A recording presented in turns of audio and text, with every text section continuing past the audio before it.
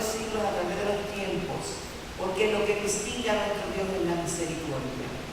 Yo creo que si hay un atributo por lo cual debemos honrar el nombre del Rey, es porque Él es no solo grande, sino misericordioso. Otro atributo es la gracia, la capacidad que tiene Dios para dar favor inmerecido a sus hijos. Ninguno de nosotros merecemos estar aquí, pero estamos aquí. Ninguno de nosotros merecemos cuán rico, don inefable, su bondad y su misericordia. Y queremos hoy recordar de que su gracia y su misericordia es lo que nos tiene vivos, es lo que nos tiene en pie, es lo que nos tiene, bendito sea su nombre, en victoria. Y uno de los ejemplos de lo que es la misericordia del Rey es en la vida de Mefiboset, capítulo 4, segunda de Samuel. Vamos a leer primero 2 Samuel 9, 1, 13, después pues, lo mantienen ahí y vemos lo que pasó con Mefiboset. 2 Samuel, capítulo 9. Dice así la palabra del Señor. Dijo David: ¿ha quedado alguno de la casa de Saúl a quien haga yo misericordia por amor de Jonatán? Y había un siervo de la casa de Saúl que se llamaba Siba, el cual llamaron para que viniese a David. Yo voy a hablar 4 puntos hoy. Y el rey le dijo: ¿eres tú Siba? Siba era del ejército o servidor del rey Saúl, no del rey David. ¿Okay?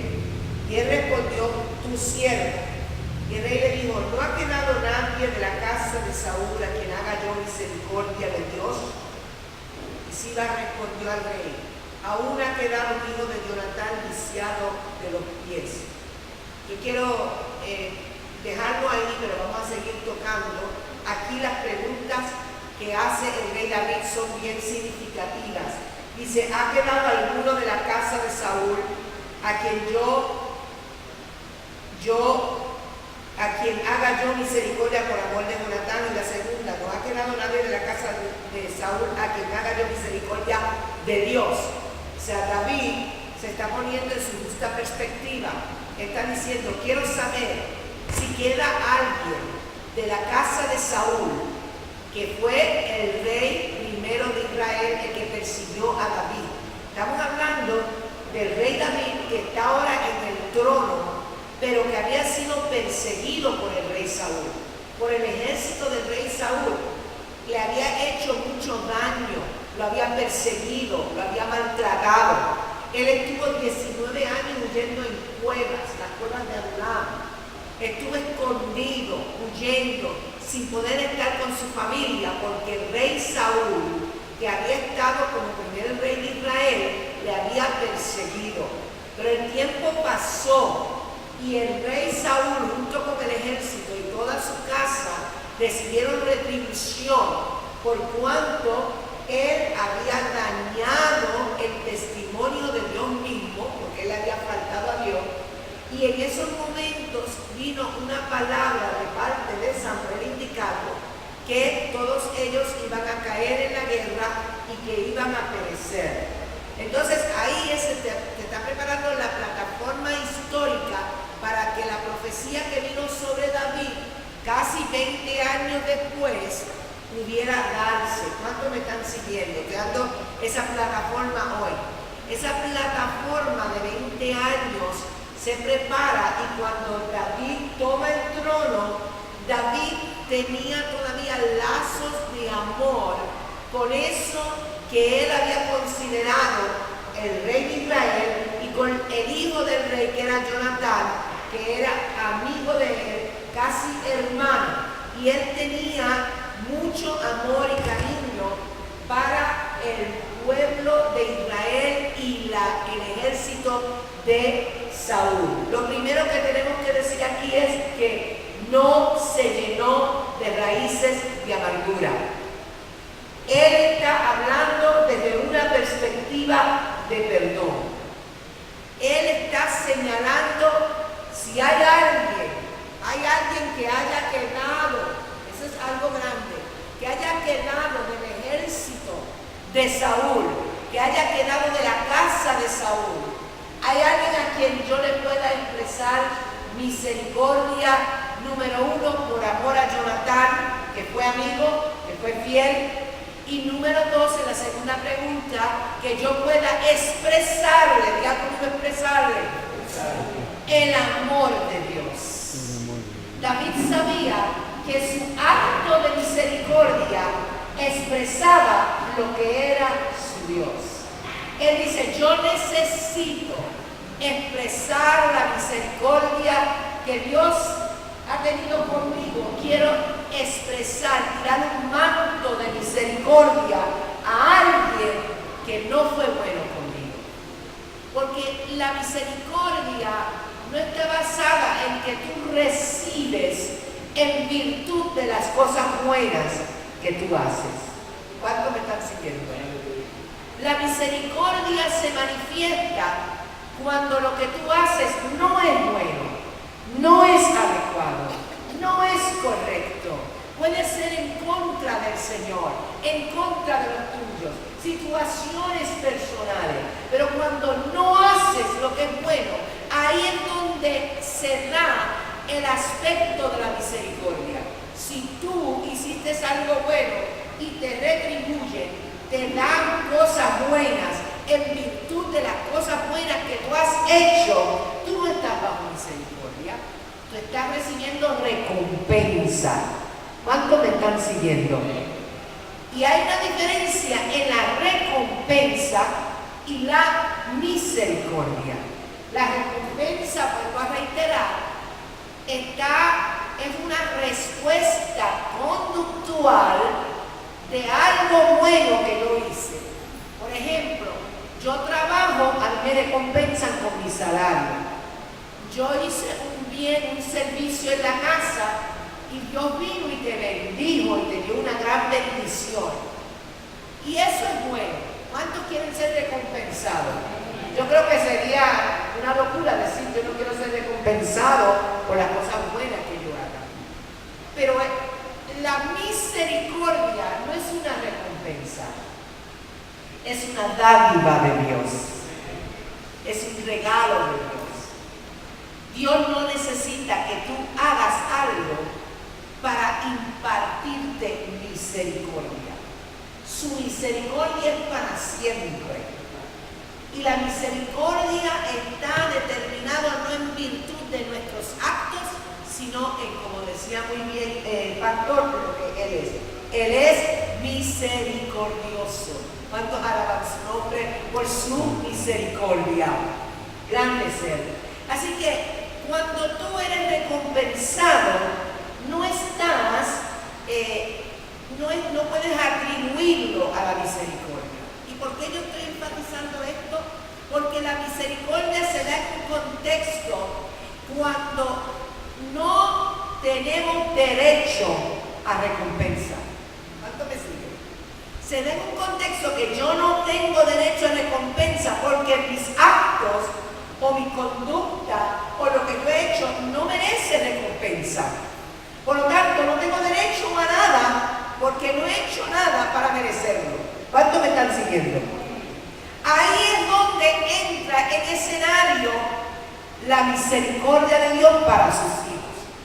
La misericordia de Dios para sus hijos entra cuando reconocemos que no merecemos tan rico, don inefable, como decía un cántico clásico.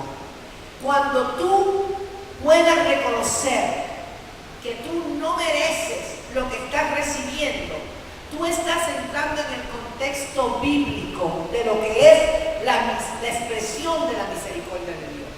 El problema es que una vez nosotros nos convertimos y aún nos convertimos en creyentes, hijos de Dios y servidores del reino, muchas veces las expectativas de lo que yo haga las expectativas de Dios hacia mí están enmarcadas en la capacidad que yo estoy dando dentro del reino.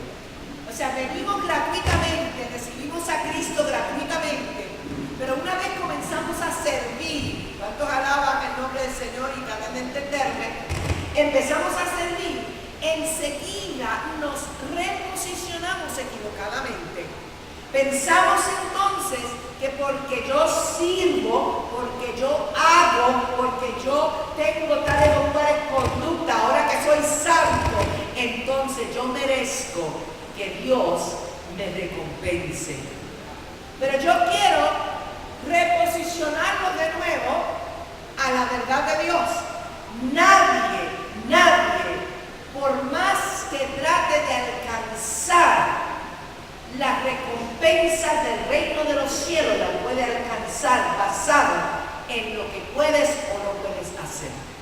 La misericordia es un acto, es una virtud de Dios y es un acto que nos lleva a una gran bendición, que Él estará con nosotros más allá de lo que yo haga o deje de hacer. Tan malo es, miren bien, tan malo es pensar, malo es inadecuado sería la palabra, tan inadecuado es pensar que porque yo hago, tengo derecho a la bendición. Alaba, como tan malo es decir, yo no tengo derecho a nada porque yo no sirvo para nada. ¿Cuánto me están siguiendo?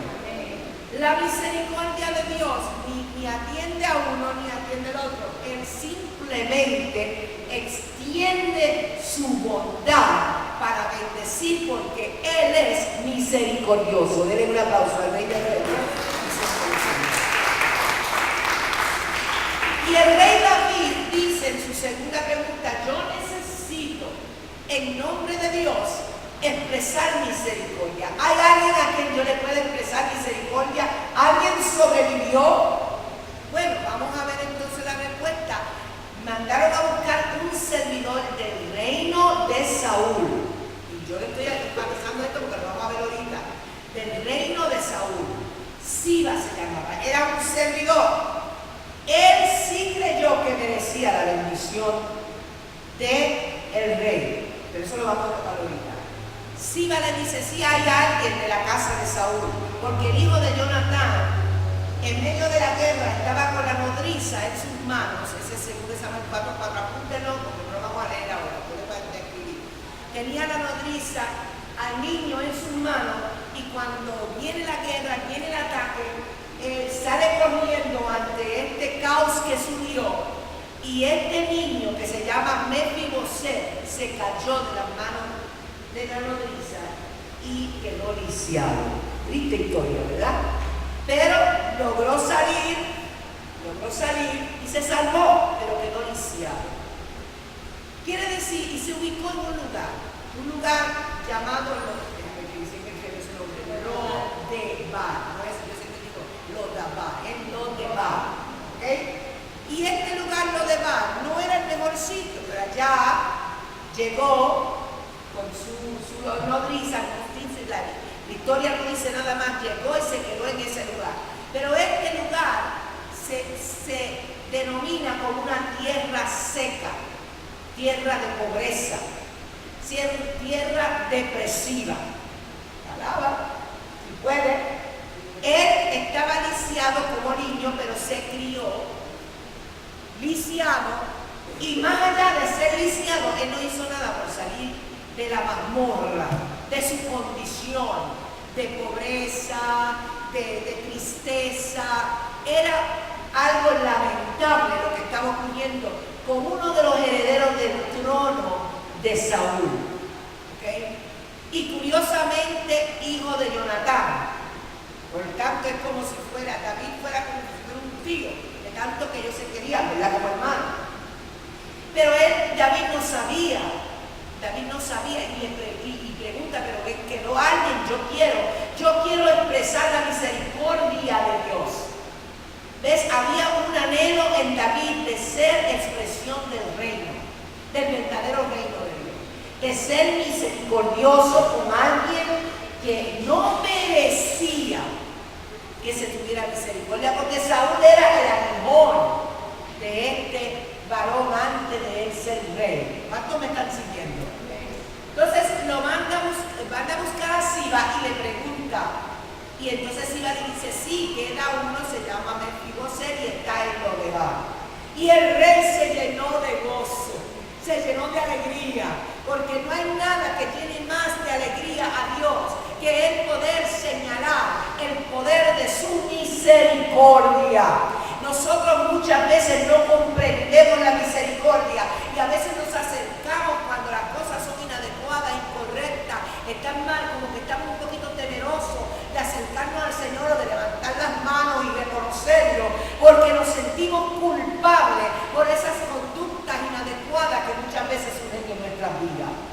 Pero él se llenó de tanto gozo porque tuvo la oportunidad de expresar la gracia y la misericordia de su Dios. Vamos a ver la historia, vamos a continuar.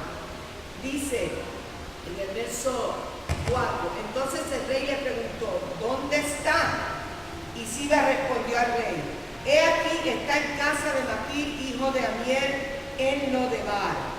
Entonces envió el rey David y le trajo de la casa de Maquir, hijo de Amiel, de Lodebar.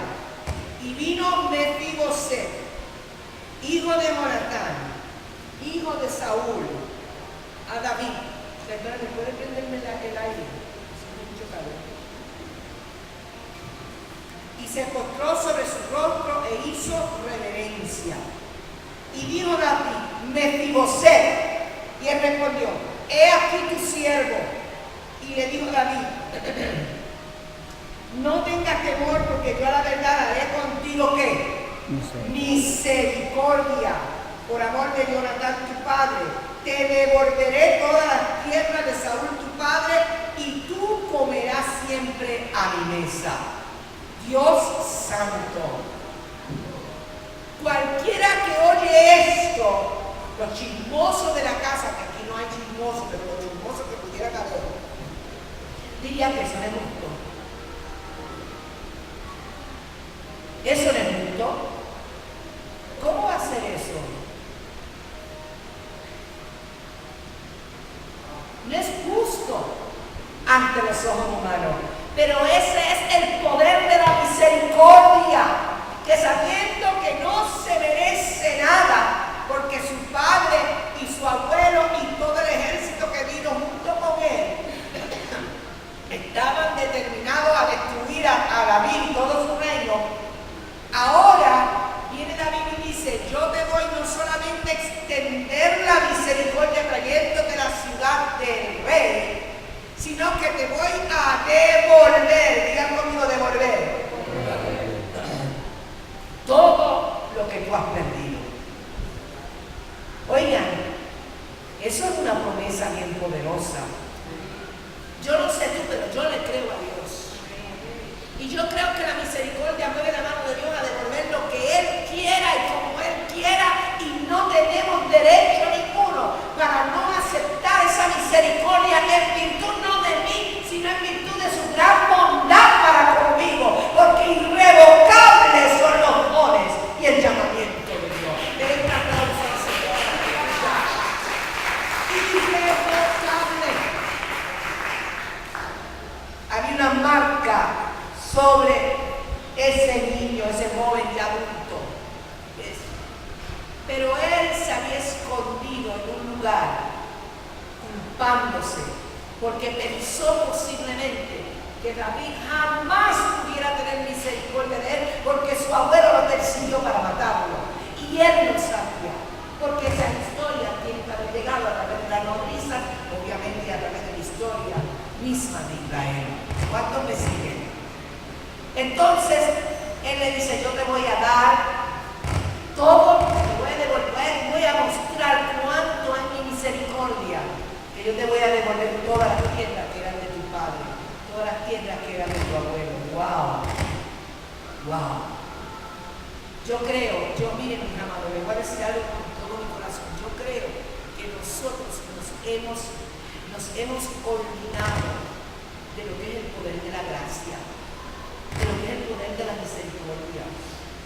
Nosotros somos tan dispuestos a recompensa más, el espíritu de recompensa más que el espíritu de misericordia. Yo te doy si tú me das, si tú no das nada, de mí no esperes nada. Alaba. Y hay gente que se molesta hasta que mostremos misericordia, gente que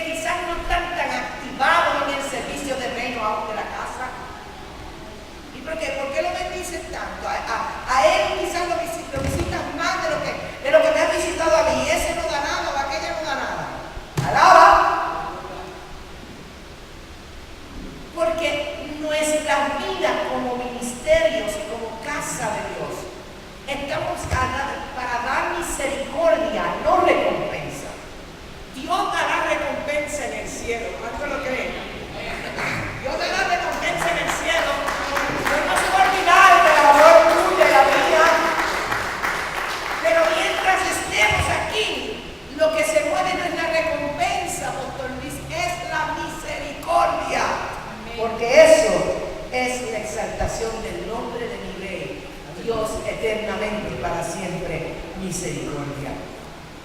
Pero eso no es lo único, sino que le dice, te voy a dar todo eso, pero yo reconozco, voy a parafrasear, yo reconozco que tú estás lisiado, o sea que tampoco me puedes dar mucho, alaba, tú estás deprimido, estás en un lugar, has venido en un lugar donde es bien paupérrimo, de mucha pobreza y de muchas limitaciones y de tierra seca y árida.